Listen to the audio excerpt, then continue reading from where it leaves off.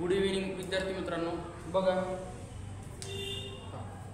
आज आपण घेतलेली बघा SRPFची एक प्रश्नपत्रिका घेतली आहे 2023ची. 2023ची SRPF नागपूरची प्रश्नपत्रिका आहे. तर तिचं सोल्युशन आज आपण पाहू. त्यामध्ये प्रश्न कसे विचारले जातात यानुसार तुम्हाला अभ्यास करायचा आहे. आता अभ्यास कशाला म्हणायचं, फक्त एक प्रश्न बघितला त्याचं आन्सर बघितलं याला अभ्यास म्हणायचं नाही. त्या एका प्रश्नावर डिपेंडेड आणखी सोबतचे उदाहरणं पण आपण बघणार आहोत. तर चला वेळ न घालवता आपण समोरचं बघूया. तर महाराष्ट्र राज्याचे सध्याचे महासंचालक कोण, म्हणजे पोलीस महासंचालक कोण असं प्रश्न आहे. तर प्रश्नपत्रिका जुनी असल्या कारणानं ऑप्शनमध्ये तुम्हाला ऑप्शन दिसणार नाही. तर रश्मी शुक्ला या आहेत महाराष्ट्राच्या पोलीस महासंचालक. आता पोलीस महासंचालक हे आठवण ठेवा, पोलीस महासंचालक म्हणजे महाराष्ट्राच्या पोलीस महासंचालक सध्याचे कोण आहेत तर रश्मी शुक्ला या आहेत. तर यांनी जो पदभार आहे तो कधी स्वीकारला, 9 जानेवारी 2024 रोजी स्वीकारला. कधी स्वीकारला त्यांनी, 9 जानेवारी 2024ला यांनी पदभार स्वीकारला रश्मी शुक्ला यांनी. आता सध्याचे पोलीस महासंचालक आहेत रश्मी शुक्ला. आता तुम्हाला ऑप्शन मध्ये दिसणार नाही तर कारण प्रश्नपत्रिका जुनी असल्या कारणानं. त्यानंतर बघा की समोरचा प्रश्न आहे RBIचे मुख्यालय. RBIचे मुख्यालय, तर RBIचे मुख्यालय आहे मुंबई. कोणत्या ठिकाणी आहे, मुंबई. आणि यावरच दुसरा प्रश्न जर तुम्हाला विचारला गेला तर विचारला जाऊ शकतो RBIची जी काही शाखा आहे, RBIची शाखा महाराष्ट्रात कोणत्या ठिकाणी आहे तर ती आहे नागपूर. कोणत्या ठिकाणी आहे, नागपूर. RBIची शाखा काय, RBIची शाखा. प्रश्न काय आहे तर RBIचे मुख्यालय कोणत्या ठिकाणी आहे तर मुंबई. पण प्रश्न जर थोडासा फिरून विचारला गेला तर RBIचे जी काही शाखा आहे ती महाराष्ट्रात कोणत्या ठिकाणी तर ती आहे नागपूरला. समोरचं बघा खालीलपैकी कोणते ठिकाण नागपूर जिल्ह्यात नाही. आता खालीलपैकी कोणतं ठिकाण नागपूर जिल्ह्यात नाही तर ऑप्शन मध्ये आहे बघा कामठी, दुसरा आहे बल्लारपूर, 3 नंबर आहे रामटेक आणि चौथा आहे हिंगणा. आता एक लक्षात असू द्या की कामठी हे नागपूरमध्ये असणारं एक स्टेशन आहे महत्वाचं. दुसरं आहे बल्लारपूर.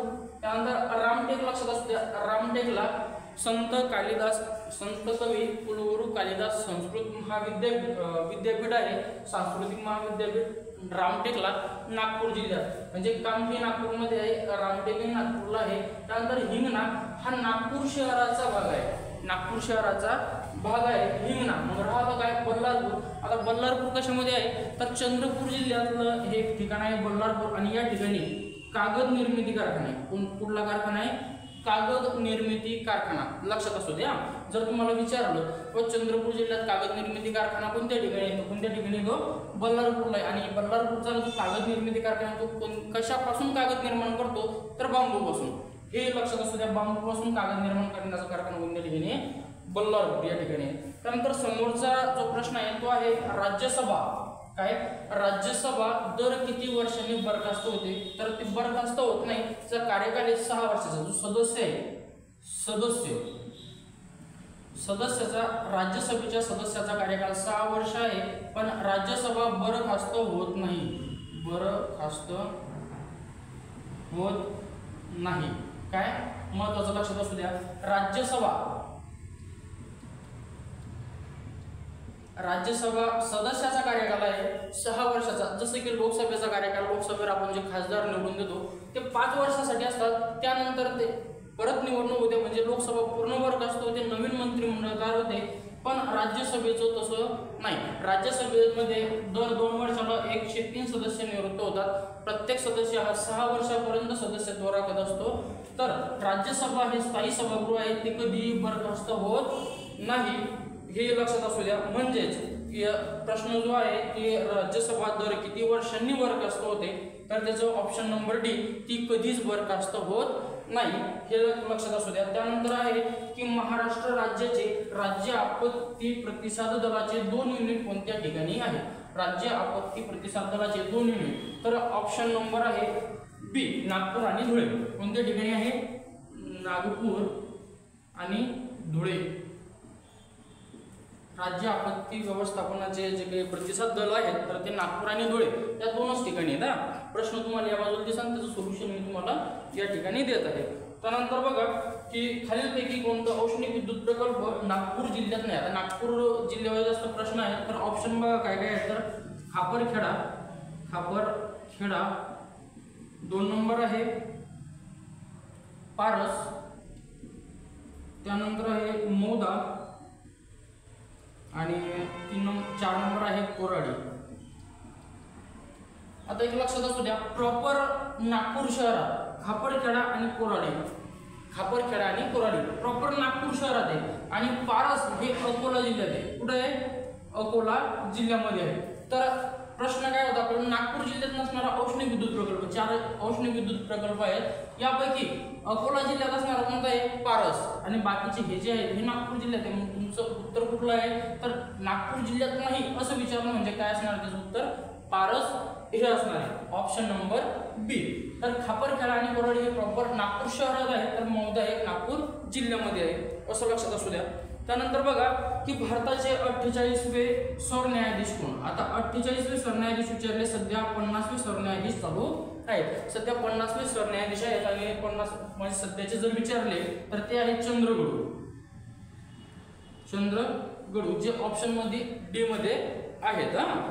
न्यायमूर्ती वाय चंद्रगडू हे आहेत. आता थोडंसं याबद्दल आपण पाहू. तर 48वे जसं की सांगितलं आपल्याला, 48वे कोण आहेत? तर एन व्ही रमणा हे आहेत 48वे. त्यानंतर बघा 49वे आहेत उदय उमेश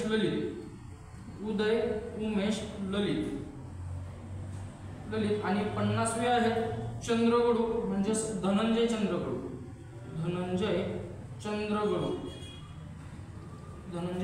आणि यांनी जो पदभार आहे तो 9 डिसेंबर 2022 ला स्वीकारलेला. 22 आहे ना?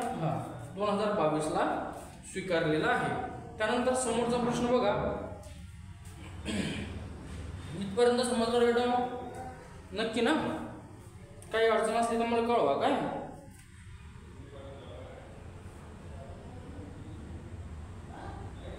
त्यानंतर आहे बघा, पेंच राष्ट्रीय उद्यानास खालीलपैकी कोणाचे नाव देण्यात आले? तर पेंच राष्ट्रीय उद्यानाला कोणाचं नाव देण्यात आलं? आता राष्ट्रीय उद्यान सर्वच्या सर्व आपण या ठिकाणी पाहणार आहोत. राष्ट्रीय उद्यान किती आहेत महाराष्ट्रात? एकूण 6 राष्ट्रीय उद्यान आहेत. किती राष्ट्रीय उद्यान आहेत? 6 राष्ट्रीय उद्यान आहेत. तर राष्ट्रीय उद्यान सर्वात अगोदर पाहू की बोरिवली या ठिकाणी, बोरिवली मुंबई. आता मुंबईला असणार कोणतं आहे? तर संजय गांधी राष्ट्रीय उद्यान कोणत्या ठिकाणी? बोरिवलीला आहे. त्यानंतर पेंच आहे, पेंच नागपूरमध्ये, त्यानंतर आहे नवेगाव बांध हे आहे गोंदिया. त्यानंतर गुगामल याला मेळघाट सुद्धा म्हणतात, मेळघाट, तर हे आहे अमरावतीमध्ये, अमरावती. त्यानंतर आहे चांदोली राष्ट्रीय उद्यान आहे, सातारा सांगली आणि कोल्हापूर रत्नागिरी.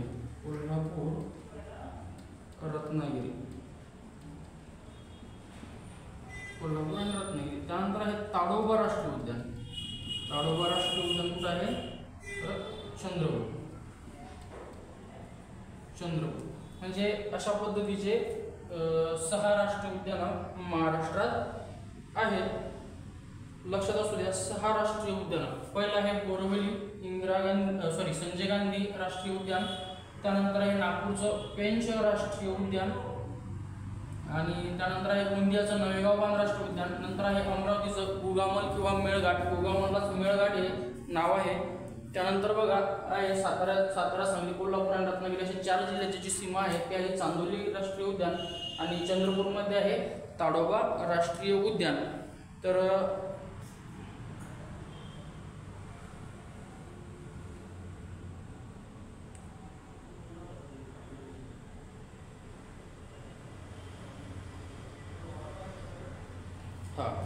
आता बघा प्रश्न आपल्याला असा होता की पेंच राष्ट्रीय उद्यानास खालीलपैकी कोणतं नाव देण्यात आलेलं आहे? तर ऑप्शन नंबर ए हे त्याचं काय असणार आहे? उत्तर असणार आहे इंदिरा गांधी राष्ट्रीय उद्यान. म्हणजे पेंच राष्ट्रीय उद्यानाला कुठलं नाव देण्यात आलंय? तर इंदिरा गांधी राष्ट्रीय उद्यान, ऑप्शन नंबर ए. त्यानंतर लक्षात असू द्या दुसरी गोलमेज परिषद कोणत्या वर्षी भरली होती? तर आता गोलमेज परिषदेला एकूण किती भरल्या होत्या? 3 परिषदा भरल्या होत्या. पहिली भरली होती 1930 ला, दुसरी 1931 ला आणि तिसरी 1932 ला. तर तीनही याबद्दल माहिती जर म्हटलं तर तीनही गोलमेज परिषदा कुठं भरल्या होत्या? तर इंग्लंडला भरल्या होत्या. त्यानंतर ती तीनही गोलमेज परिषदेला भारताचं नेतृत्व कोणी केलं होतं? तर डॉक्टर बाबासाहेब आंबेडकर. कोणी केलं होतं? डॉक्टर बाबासाहेब आंबेडकर. तर डॉक्टर बाबासाहेब आंबेडकर व्यतिरिक्त दुसऱ्या गोलमेज परिषदेला हजर असणारे कोण होते? तर महात्मा गांधीजी होते. यावर प्रश्न विचारले जाऊ शकतात. वा एकूण किती गोलमेज परिषदा भरल्या? 3 भरल्या. त्यानंतर ते कोणत्या ठिकाणी झाले? तर इंग्लंडला झाल्या होत्या. त्यानंतर किंवा तीनही गोलमेज परिषदेला भारताचं नेतृत्व करण्यासाठी कोण हजर होतं? तर डॉक्टर बाबासाहेब आंबेडकर होते. त्यानंतर तीनही गोलमेज परिषदेला डॉक्टर बाबासाहेब आंबेडकरच्या व्यतिरिक्त जी काही दुसरी गोलमेज परिषद होती 1931 ची, तर त्यामध्ये आणखी भारताचं नेतृत्वासाठी आणखी कोण हजर होतं? तर महात्मा गांधी हजर होते. आणि याच कारणानं 1931 मध्ये गांधी आयर्विन करार झाला होता. कोणता करार झाला होता? गांधी आयर्विन करार झाला होता. त्यानंतर डॉक्टर बाबासाहेब आंबेडकर यांनी या गोलमेज परिषदेमध्ये एक मागणी केली होती किंवा जातीनुसार काय त्या अनुसूचित जाती किंवा जमाती असतील यानुसार की एक मतदारसंघ राखीव ठेवण्यात यावे. तर ते मान्य झालं होतं. त्यावर गांधीजी ज्यावेळेस येरवडा जे पुणे या ठिकाणी होते, येरवडा या कारागृहामध्ये असताना गांधीजींनी एक सत्याग्रह सुरुवात केला होता येरवडा मध्ये. तर त्यावेळेस गांधी आंबेडकर करार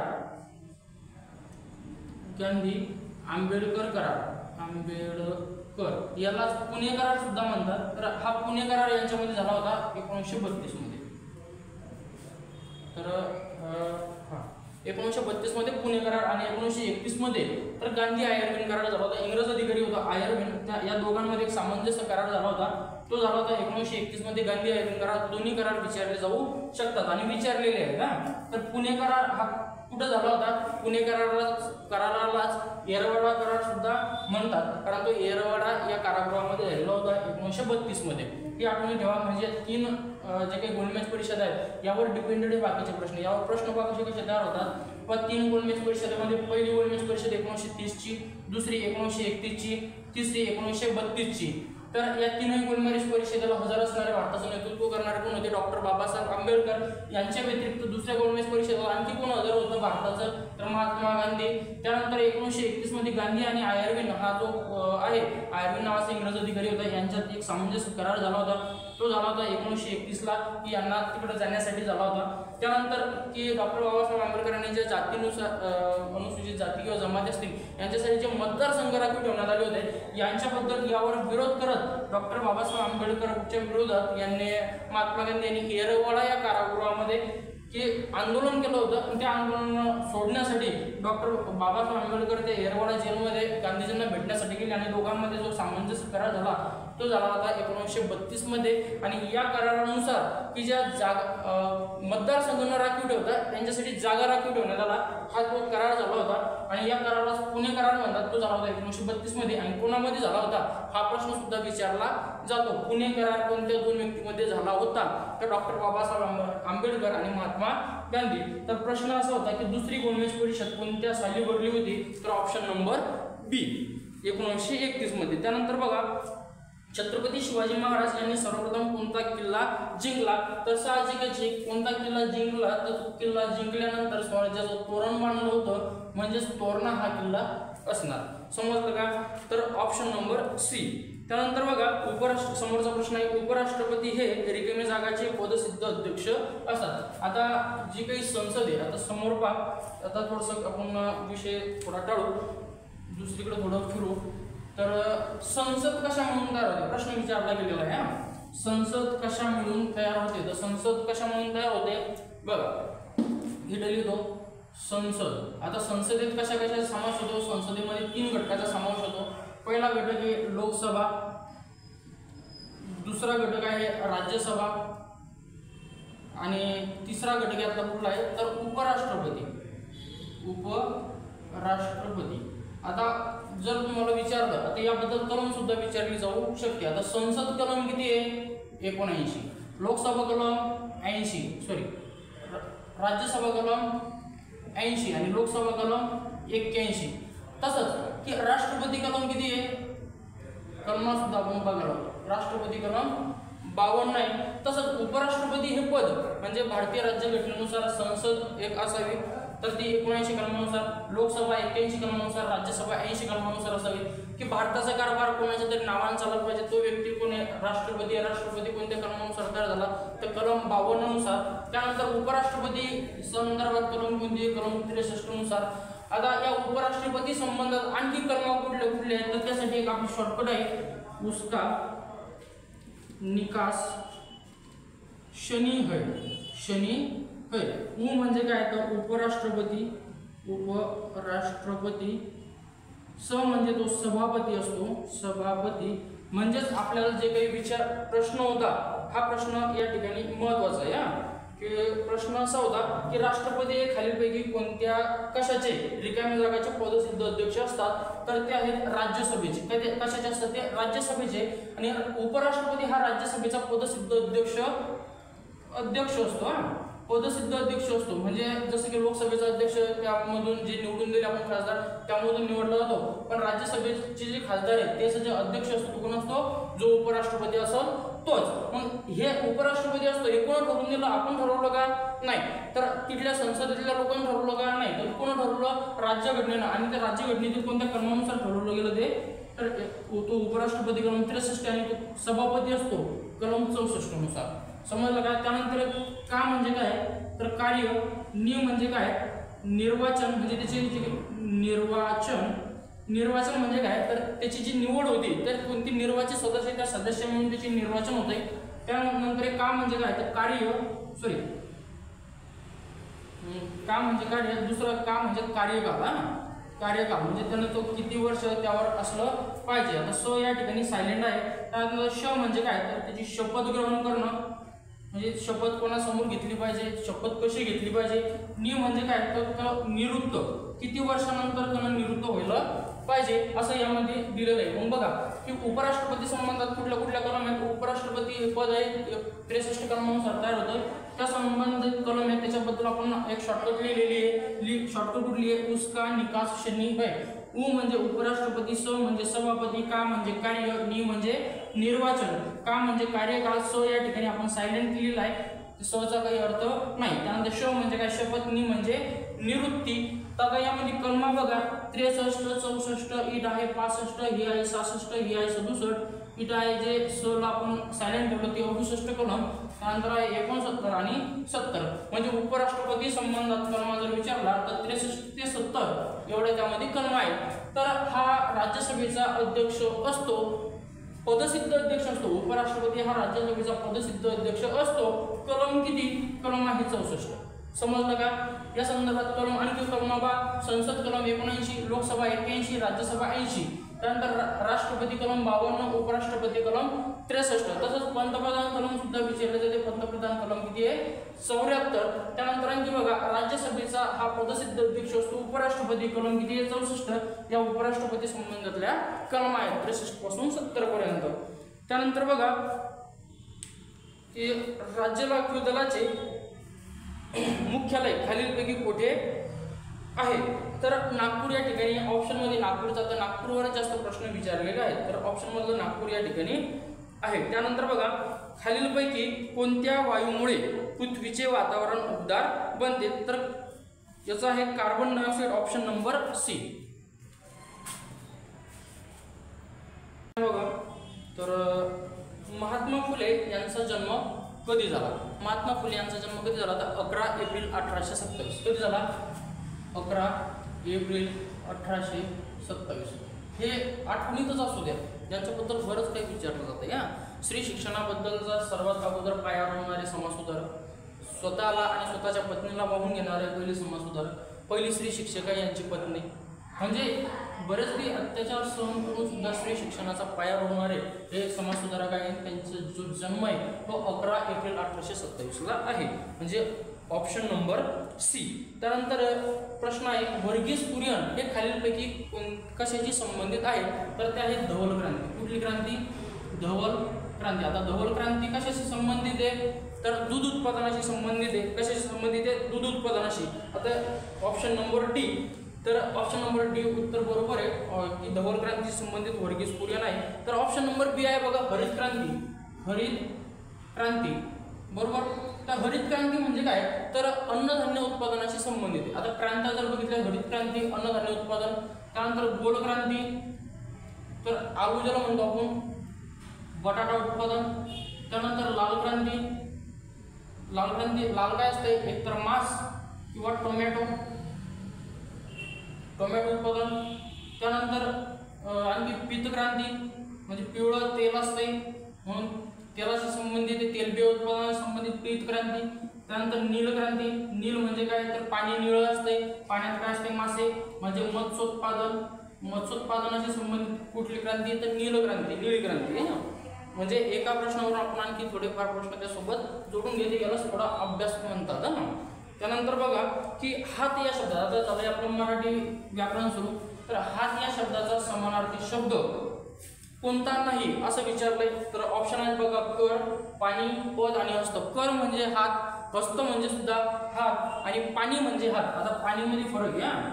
हा पाणी म्हणजे काय, तर जल, आपण जे पाणी पितो ते. त्यानंतर हा पाणी म्हणजे काय, पहिली विलांटी जर असेल तर हा पाणी म्हणजे हात. तर मग यामध्ये दिलेला जो ऑप्शन नंबर सी आहे तो कुठला आहे, पद. पद म्हणजे काय, तर पाय. ऑप्शन नंबर सी तुमचं उत्तर असणार आहे. आपल्याला विचारलंय काय, तर समानार्थी नसणारा शब्द विचारलाय. म्हणजे पद कशाचा समानार्थी शब्द आहे, पायाचा समानार्थी. आणि असणारे कोणते, कर, पाणी आणि हस्त.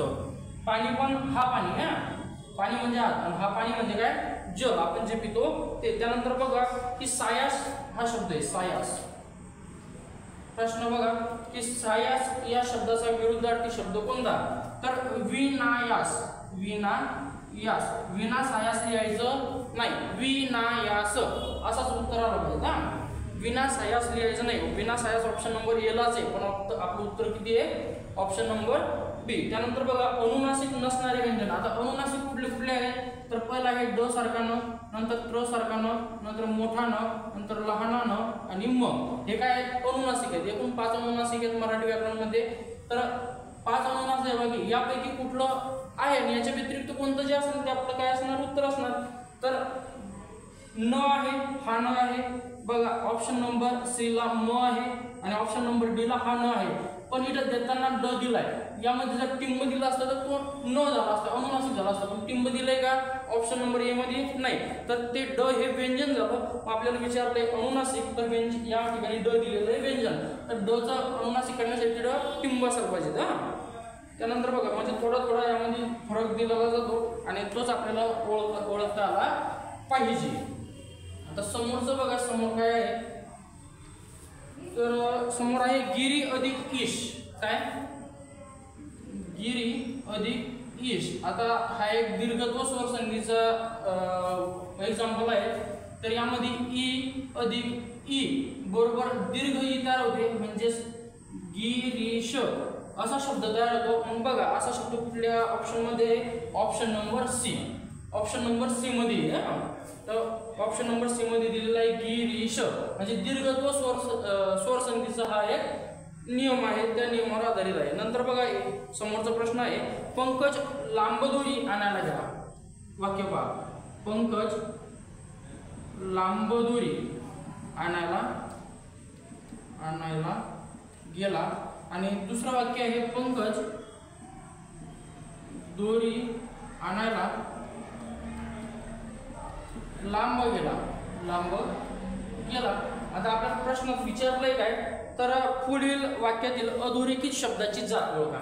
म्हणजे या लांब खाली अंडरलाईन आहे. आता आपल्याला याची जात ओळखायची. पहिलं पहा की दोरी हे नामे आणि नामाबद्दल माहिती सांगणारा शब्द म्हणजे काय, विशेषण. समजलं का, विशेषण. नामाबद्दल माहिती सांगून नामाची व्याप्ती मर्यादित करणाऱ्या शब्दाला काय म्हणतात, विशेषण म्हणतात. म्हणजे पहिल्या वाक्यात जे लांब आलं ते दोरीबद्दल माहिती सांगताय. दोरी कशी आहे, लांब आहे, दोरीचा रंग दिला असेल तो सुद्धा काय असणार त्याचा विशेषण. या ठिकाणी दोरीबद्दल माहिती सांगते. त्यानंतर बघा हे लांब, या वाक्यात पंकज दोरी आणायला लांब गेला. जर क्रियापदाबद्दल माहिती सांगत असेल तर क्रिया विशेषण असेल. म्हणजे कुठं गेला, आता क्रिया विशेषण ओळखायचे कसे, क्रिया कुठं घडली, कशी घडली, केव्हा घडली, किती प्रमाणात घडली आणि किती वेळा घडली, याची जी उत्तर भेटले ते काय असणार आहे, क्रिया विशेषण अव्यय. काय असणार आहे, क्रिया विशेषण अव्यय किंवा क्रिया विशेषणे असणार आहेत.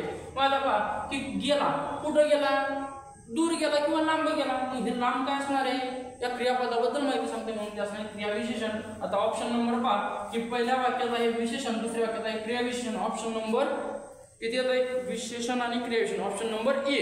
तर ऑप्शन बी होतं क्रिया विशेषण शब्दयोगी अव्यय. आता यामध्ये शब्दयोगी अव्यय असणार आहे का, शब्दयोगी अव्यय काय होतात, शब्दाला जोडून येतात. त्यानंतर समोरचा जो काही ऑप्शन आहे तो काय आहे, नाम आणि नाम. आता लांब हे नाम नाही आहे, लांब हे विशेषण आहे, मूळचं विशेषण आहे लांब, नाम नाही. त्यानंतर बघा की चौथं आहे नाम आणि विशेषण. हे नामच नाही ते ऑप्शन असणार आहे का, उत्तर चुकीचं आहे. ऑप्शन नंबर ए बरोबर आहे, विशेषण आणि क्रिया विशेषण. त्यानंतर आहे लिंग बदला. बोकाचं काय होतंय, भाटी. बोकाचं काय होतंय, भाटी. बोकाचं विरुद्ध लिंगी असते भाटी. त्यानंतर उंट. उंटचं सुद्धा थोडं वेगळं आहे. उंटचं काय होतंय, सांडणी. हे लक्षात असू द्या. त्यानंतर राजाचं काय होतंय, राजाचं मराठीत असलं तर राणी होतोय आणि संस्कृतमध्ये असलं तर राज्ञी होतोय. आता ऑप्शन वरून ते तुम्हाला ओळखता गेलं पाहिजे. म्हणजे राजाचं काय होतंय, राणी. मराठीत असलं तेव्हा राणी आणि राजाचं संस्कृतमध्ये काय होतंय, राज्ञी. हे दोन्ही प्रश्न तुम्हाला विचारले जाऊ शकतात. आठवून असू द्या. बोकाचं विरुद्ध लिंगी काय होतंय, भाटी. उंटाचं विरुद्ध लिंगी काय होतंय, सांडणी. राजाचं विरुद्ध लिंगी मराठी राणी. राजाचं विरुद्ध लिंगी संस्कृतमध्ये राज्ञी असं होतं. त्यानंतरचा प्रश्न आहे बघा, इथे लिहितो सोनेचे अनेक वचन काय. तर कुठलेही पदार्थवाचक नामाचे अनेक वचन होत नाही आणि जर त्याचं अनेक वचन करायचं असेल त्याच्या समोर काहीतरी शब्द लिहावा लागतो. म्हणजे तो शब्द कोणता असला पाहिजे, संख्यावाचक शब्द असला पाहिजे. नाहीतर त्या पदार्थवाचक नामाचे अनेक वचन जसं आहे तसंच राहतं. उदाहरणार्थ पाणीचं अनेक वचन पाणी राहतं, तसं सोन्याचं अनेक वचन सोन्याच राहील ना. पाणीचं पाणी होत नाही, सोन्याचं सोन्या होत नाही. सोन्या जरी केलं तर ते मुलाचं नाव होतं, 2-4 सोन्या होते. आमच्या गावात 10-12 सोन्या आहेत, तर सोन्याचं अनेक वचन काय असणार, मग सोन्याचं. आता ऑप्शन नंबर काय असणार यातलं, सॉरी. आता प्रश्नच आपल्याला अनेक वचन न विचारता लिंग विचारले. तर लिंगाचा विचार करताना काय होतं, तर तो, ती आणि ते हे 3 सर्वनाम वापरायचे. तो जर वापरलं तर पुल्लिंग, ती वापरलं तर स्त्रीलिंग आणि ते वापरलं तर नपुंसकलिंग. आता सोन्याला जर आपल्याला दाखवायचं म्हणलं दर्शक सर्वनामामध्ये, आता सोने दाखवायचं म्हणलं आपण काय म्हणू, तो सोने म्हणू का, नाही. ती सोने म्हणू का, नाही. व्यवस्थित येतच नाही प्रोनाउन्सिएशन. ते म्हणता येईल का, ते सोने असं म्हणता येईल, तसं दाखवता येईल ते सोने. म्हणजे ते काय असणार आहे, नपुंसक लिंग. म्हणजे सोन्याचं लिंग काय असणार आहे, नपुंसक लिंग. बघा समोर बघा, समोरचा प्रश्न आहे सुखद या शब्दाचा अर्थ काय. इथे लिहितो सुखद. सुखद या शब्दाचा अर्थ काय. प्रश्न तुम्हाला इथे दिसूनच लागला तरी सुद्धा मी लिहिलेले सुखद या शब्दाचा अर्थ म्हणजे काय, तर सुख देणारा. सुख देणारा. सुखद म्हणजे काय, सुख देणारा. ऑप्शन नंबर डी, सुख देणारे. सुखद या शब्दाचा अर्थ आहे सुख देणारे. त्यानंतरचा समोरचा प्रश्न बघा, उठ या शब्दापासून. कोणता शब्द आहे, उठ या शब्दापासून आपल्याला अभ्यस्त शब्द बनवायचा. अभ्यस्त शब्द म्हणजे काय, तर त्या शब्दासारखा समोर एखादा शब्द वापरून शब्दासारखा शब्द त्याची पुनरावृत्ती करायची आणि त्यानुसारच समोरचा शब्द आपल्याला बनवायचा आहे. मग फॉर एक्झाम्पल जर म्हटलं तर आपण काय म्हणू शकतो, उठ. उठच्या समोर अधिक आपण काय वापरू शकतो, सूट. उठ सूट म्हणजे उठ सूट हा काय बनला, त्याचा अभ्यस्त शब्द बनला. आता अभ्यस्तमध्ये पण प्रकार पडतात. अभ्यस्ताचे एक पूर्ण अभ्यस्त आणि एक आहे अंशाभ्यस्त. आता अंशाभ्यस्त म्हणजे काय, तर उठ जर असं असतं, उठ म्हणजे पूर्णचा पूर्ण जसा तसा आला म्हणायला म्हणलं असतं पूर्णाभ्यस्त. आणि उठचा सूट होत झालं म्हणजे एकच शब्द सारखाला उचा इला स आणखी त्यामध्ये घ्यावा लागला, मग हा एक अंशाभ्यस्त. या गोष्टी लक्षात असू द्या. मग उठचा अभ्यस्त शब्द कोणता असणार आहे, उठ सूट. आणि याचा जर प्रकार जर तुम्हाला विचारला गेला तर तो प्रकार कोणता असणार आहे, अंशाभ्यस्त. हे लक्षात असू द्या. त्यानंतर बघा खालीलपैकी कोणतं वाक्य कर्तरी प्रयोगाचं आहे? आता कर्तरी प्रयोगाचं वाक्य म्हणजे काय, तर कर्त्यानुसार क्रियापद बदलत असते. म्हणजे जर कर्ता आपण जर स्त्रीलिंग घेतला तर क्रियापदात बदल होतो, कर्ता जर अनेकवचनी घेतला तर क्रियापदात बदल होतो. तर असे वाक्य आहे बघा. पहिलं वाक्य होतं तिला आंबट दही खाववते. तर कुठल्याही शक्य क्रियापदाचं कर्तरी प्रयोग होत नसतो. त्यानंतर त्याला खारीक चाववते, म्हणजे शक्य क्रियापदाचं होतच नाही, सोडूनच द्या, म्हणजे 2 ऑप्शन कळले. त्यानंतर सी हा प्रश्न आहे. आता जर एखादं वाक्य जर भूतकाळात असेल आणि क्रियापदाला जर कर्त्याला जर ने प्रत्यय लागला असेल तर ते कर्मणी प्रयोग असतोय. म्हणून तर रामने आंबा खाल्ला, राम या नावाला ने प्रत्यय लागला तृतीयाचा. तर जर कर्ता प्रथमात असेल त्याच वेळेस कोणता प्रयोग असतो? कर्तरी. ने प्रत्यय तृतीयात करताय म्हणजे तो प्रयोग कोणता असणार आहे? कर्मणी प्रयोग. तर राहिलं काय ऑप्शन नंबर डी, तो आंबा खातो. हे काय असणार आहे मग? कर्तरी प्रयोग. बघा तोच्या ऐवजी ती घ्या, ती आंबा खाते, खातोचं खाते झालं. त्यानंतर ते घ्या, ते आंबा खातात, म्हणजे खातोचं खाते झालं, खात्याचं खातात झालं. म्हणजे कर्त्याच्या लिंग वचनाप्रमाणे क्रियापद बदलते तेव्हा कर्तरी प्रयोग होतो. हे महत्वाचं लक्षात असू द्या. त्यानंतर मनुष्य. मनुष्य या नामापासून आपल्याला भाववाचक नाम तयार करायचे. आता भाववाचक नामाला कुठले कुठले प्रत्यय लागतात हे आठवणीत असू द्या. रिय, त्व, पण, पणा, ता, की, वा, ई, आई आणि गिरी हे जर प्रत्यय लागत असेल एखाद्या नामाला तर ते भाववाचक नाम तयार होतं. तर मनुष्य या नामाला मनुष्यत्व तो हा प्रत्यय लागतो. मनुष्य या नामाला तो प्रत्यय लागल्यानंतर त्याचं भाववाचक नाम तयार होतं, म्हणजे मनुष्यत्व असं तयार होतं. Option number C. त्यानंतर वधू या शब्दाचे अनेक वचनी रूप ओळखा. आता वधूचं अनेक वचन, आता ऑप्शन बघा येतं वधू, विधवा, वधवा आणि वधुरी. यापैकी कुठलंच होत नाही. विधवा म्हणजे काय, की जिचा नवरा मेलेला आहे अशी स्त्री. आणि तसंच विधवाचं विरुद्ध लिंगी जर तुम्हाला जर विचारलं तर विधवाचं काय होणार आहे? विधुर, ज्याची पत्नी मरण पावलेली असा विधुर. तर वधूचं अनेक वचनी विधवा होत नाही, वधवा सुद्धा होत नाही आणि वधुरी सुद्धा होत नाही. मग वधूचं विरुद्ध लिंगी काय असणार आहे? सॉरी अनेक वचनी काय असणार आहे? वधूच. वधूचं अनेक वचन वधू असं जसं आहे तसंच असणार. त्यानंतर सामान्य सर्वनाम असलेले वाक्य ओळखा. तर सामान्य सर्वनाम काय असणार आहे? कोणी यावे, कोणीही जावे. त्यानंतर हा रबरी चेंडू आहे, कोणी बक्षीस मिळवले, कोण आहे तिकडे. आता सी आणि डी याचा प्रश्नचिन्ह म्हणून ते प्रश्नार्थ वाक्य असणार आहे. हा रबरी चेंडू आहे, यामध्ये दर्शक सर्वनाम वापरलेलं आहे. तर ऑप्शन नंबर ए काय आहे? तर कोणीही यावे, कोणी यावे, कोणी जावे, जावे. तर हे तुमचं उत्तर असणार आहे ऑप्शन नंबर ए. म्हणजेच हे यामध्ये वापरले सामान्य सर्वनाम. सामान्य सर्वनाम म्हणजे काय, ते नेमकं कोणासाठी वापरलं असं सांगता येत नाही. म्हणजे कोणी यावं, कोणी जावे, कोणी येऊ लागलं माहिती आहे का, कोणी कोण जावं लागलं माहिती आहे का, नाही. तर अशासाठी वापरलं जाणार सामान्य सर्वनाम असते. त्यानंतर समोरचा प्रश्न बघा की पुढील शब्दापासून विशेषण तयार करा. शास्त्र. आता शास्त्र या नामापासून आपल्याला विशेषण तयार करायचंय. तर शास्त्रापासून काय तयार होईल? शास्त्रीय गणित व शास्त्रीय गणित, शास्त्रीय संगीत असंच म्हणतो ना आपण. बाकी असं म्हणतो का शास्त्रार्थ संगीत म्हणतो का? नाही. शास्त्रीय संगीत म्हणतो का? नाही. शास्त्रज्ञ संगीत म्हणतो का? नाही. म्हणजे शास्त्रीय संगीत म्हणजे संगीत. या संगीत या नामासमोर शास्त्रीय ज्यावेळेस करतो म्हणजे शास्त्र या नामापासून शास्त्रीय हे एक विशेषण तयार झालंय. त्यानंतरचा समोरचा प्रश्न आहे बघा की श्यामा चित्र काढत राहील. श्यामा चित्र काढत राहील. राहील. आता तर राहील किंवा जाईल, तर राहील किंवा जाईल हे कोणत्या काळाचे प्रत्यय आहेत? तर राहील किंवा तर जाईल हे कोणत्या काळाचे प्रत्यय आहेत? तर काळ हे रीती आणि मुख्य काळ आहे भविष्यकाळ. म्हणजे रीती भविष्यकाळ पहा एक ऑप्शन मध्ये आहे.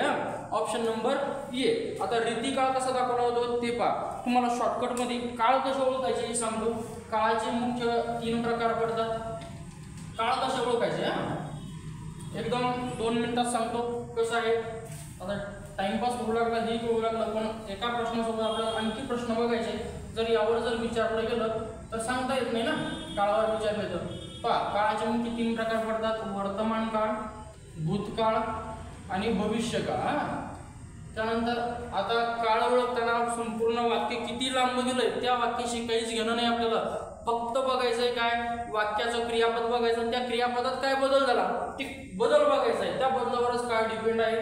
मग प्रत्येक काळाचे 4 प्रकार पडतात. पहिला काळ आहे साधा काळ, दुसरा काय आहे चालू काळ, तिसरा काय आहे पूर्ण काळ आणि चौथा काय आहे रीतिकाळ. त्यानंतर बघा वर्तमान काळ. साधा वर्तमान काळामध्ये क्रियापदाला तो, ती, ते, तात असे प्रत्यय लागतात. भूतकाळामध्ये ला, लिहिले, लो, ला, ली, ले, लो असे प्रत्यय लागतात. आणि साध्या भविष्यकाळामध्ये ना, इल किंवा शील असे प्रत्यय लागतात.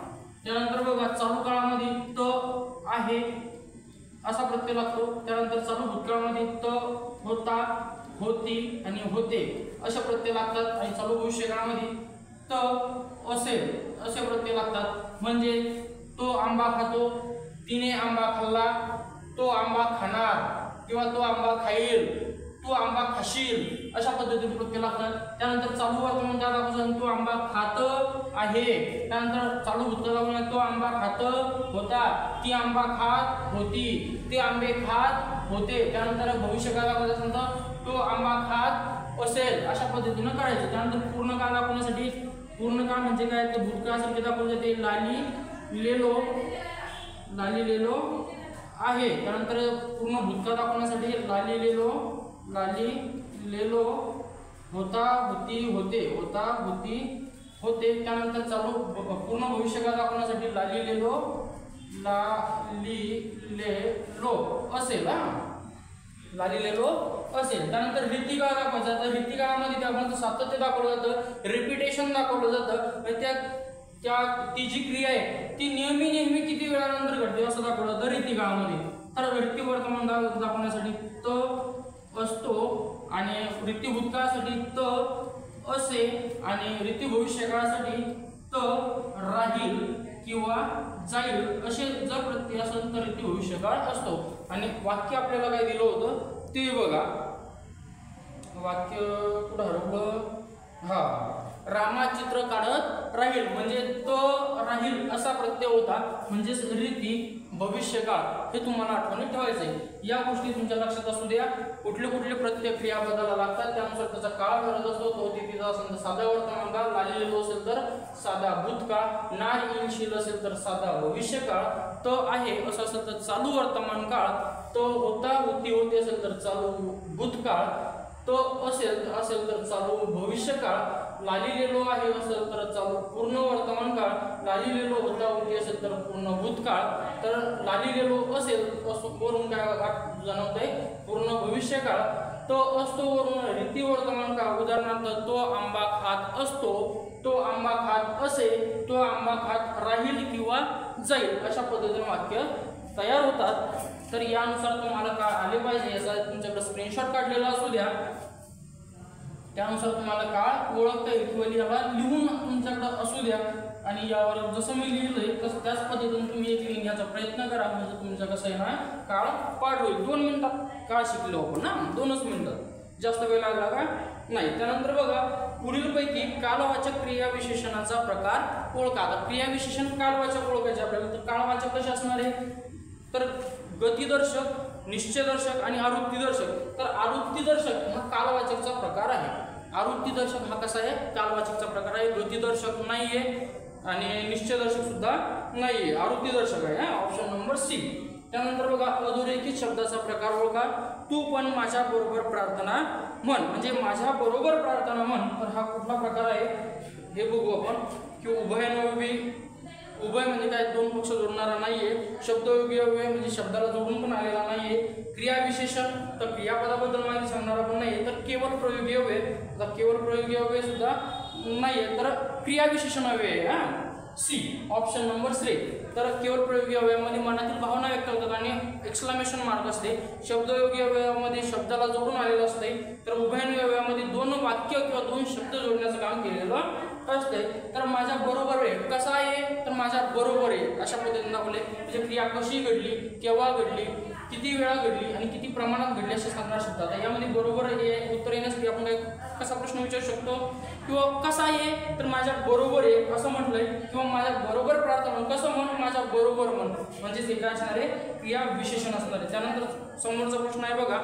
अबब हा शब्द खालीलपैकी कसा आहे. आता एक्सक्लेमेशन मार्क दिलाय म्हणजे केवळ प्रयोगी अव्ययच असणार. त्यानंतर बघा समोरचा प्रश्न की तू काही आता लहान नाहीस याचं होकारार्थी वाक्य बनवायचे. तू काही मोठा झाला, सॉरी तू आता मोठा झाला आहेस, ऑप्शन नंबर सी. बघून घ्या, म्हणजे होकारार्थी वाक्य बनवायचं म्हटल्यावर त्याचा विरुद्धार्थी शब्द आपल्याला वाक्यात वापरावा लागेल. त्यानंतर बघा, लक्ष्मीकांत या शब्दाचा अर्थ विग्रह ओळखा की लक्ष्मी आहे कांता ज्याची तो, अशा पद्धतीने होईल. त्यानंतर बघा, शुद्ध लेखनाच्या नियमाप्रमाणे खालीलपैकी कोणता शब्द बरोबर आहे, तर ऑप्शन नंबर माहिती, ऑप्शन नंबर बी, माहिती, ऑप्शन नंबर बी. त्यानंतर शुद्ध लेखनाच्या नियमाप्रमाणे बरोबर शब्द कोणता, आशीर्वाद, तर ऑप्शन नंबर ए, आशीर्वाद, अशा पद्धतीनं आशीर्वाद असा बरोबर आहे, ऑप्शन नंबर ए.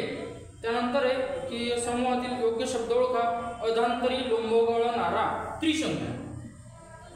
त्रिशंकू, आता त्रिशंकू याचा अर्थ काय, तर धडना इकडे धडना तिकडे, म्हणजेच अधांतरी लोंबगळणारा, अधांतरी लोंबगळणारा म्हणजे काय, त्रिशंकू धडना इकडे धडना तिकडे, म्हणजे जो याच्या पक्षात असतो तो त्याच्याही पक्षात जाण्याचा प्रयत्न करतो आणि दोन्ही पक्ष त्याला काढून देतो, तो मधातच राहून जातो, तर कोणत्याच पक्षाने, मग अपक्ष उमेदवार म्हणून लढतो, म्हणजेच काय, तर त्रिशंकू, धडना इकडे धडना तिकडे. त्यानंतर बघा, नाचता येईल ना अंगण वाकडे या म्हणीचा अर्थ आपल्याला करून ओळखायचा आहे, तर ऑप्शन नंबर ए आहे, कोल्हा काकडीला राजी. त्यानंतर एक कोल्ह्याला द्राक्ष आंबट आणि चोराच्या उलट्या बोंबा, चोराच्या मनात चांदणे, तरी नाचता येईना अंगण वाकडे म्हणजेच काय, तर कोल्ह्याला द्राक्ष आंबट, ऑप्शन नंबर बी, कोल्ह्याला द्राक्ष आंबट. आता या ठिकाणी आपले 50 प्रश्न झालेले ते, म्हणजे जनरल नॉलेजचे आणि मराठी व्याकरणाचे प्रश्न झालेत. अशी आशा करतो तुम्हाला हे समजलं असेल. बाकीचा जो भाग आहे तो आपण समोरच्या व्हिडिओमध्ये बघू. आजची प्रश्नपत्रिका होती आपली नागपूर SRPF ची प्रश्नपत्रिका. तर काही अडचण असेल तर मला नक्की कळवा, यामध्ये काही चेंजेस करायचे, तुम्हाला कुठल्या पद्धतीत काही प्रॉब्लेम असेल तोही कळवा कमेंटमध्ये, त्याचाही मी सोल्युशन देण्याचा प्रयत्न करेन, त्यावरही नवीन आपण व्हिडिओ बनवू. तर काही अडचण असल्यास नक्की कळवा आणि व्हिडिओ आवडल्यास नक्की शेअर करा आणि मला सबस्क्राईब सुद्धा करा. जर चॅनलला तुम्ही नवीन असाल तर सबस्क्राईब करा. ठीक आहे, थँक्यू.